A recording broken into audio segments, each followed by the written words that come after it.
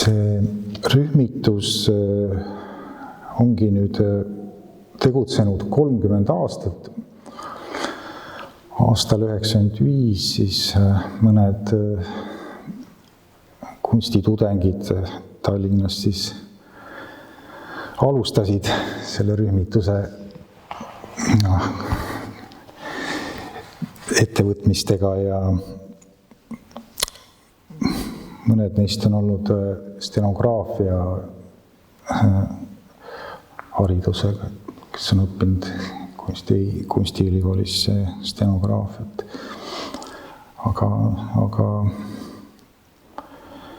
Aga osad on ka täiesti ilma akadeemilise kunstihariduseta. On väga mitmekesine see seltskond ja siin aastakümnete jooksul on läbi käinud, võib vist öelda, sadu inimesi, kes on ühest või teisest näitusest osa võtnud.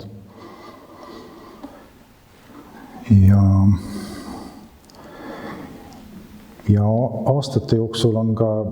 näitused ise loomulikult muutunud. Et esimestel aastatel olid pigem lühikesed näitused, mis kestsid paar päeva või isegi paar tundi ja olid siis suunatud ainult väga väiksele rühmale inimestele, kes siis osavõtjate, tuttavatele, sõpradele, mõttekaaslastele ja võib-olla rohkem oli ka rõhk sellisel tegevuskunstil, toimus erinevaid sündmusi, happening, performanceid, selliseid esitusi. Et võib-olla siin viimastel aastatel on rohkem olnud selliseid juba soliidsemaid nii-öelda pildinäitusi, kus on siis rõhk juba siis inimeste kujutaval kunstil, maalidel, graafikal, joonistustel. See kõige olulisem muidugi selle vedeliku puhul võib-olla ongi see, et need küllaltki erinevad inimesed erinevatest kohtadest Eestis on suutnud ikkagi küllaltki pikka aega juba tulemuslikult koostööd teha, et meil on siin nii inimesi, kes on rohkem seotud teatrikunstiga, inimesi, kes on seotud rohkem etenduskunstidega, siis on rida inimesi on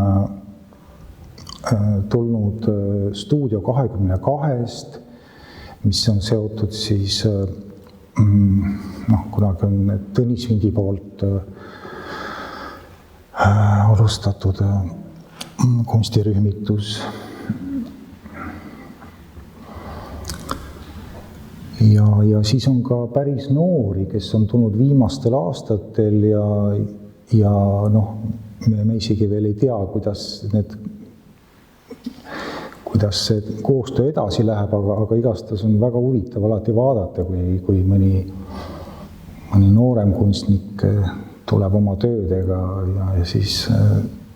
põnev vaadata seda suhestumist.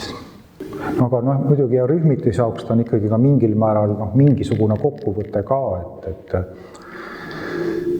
et kõik ei ole pannud ka oma kõige uuemaid töid, mõni on pannud paar aastat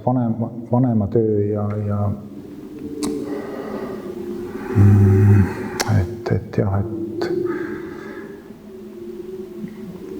et see nende osavõtjate enda jaoks ka, see on võib-olla mingi selline kokkuvõtte tegemine, sest et kui sa hakkad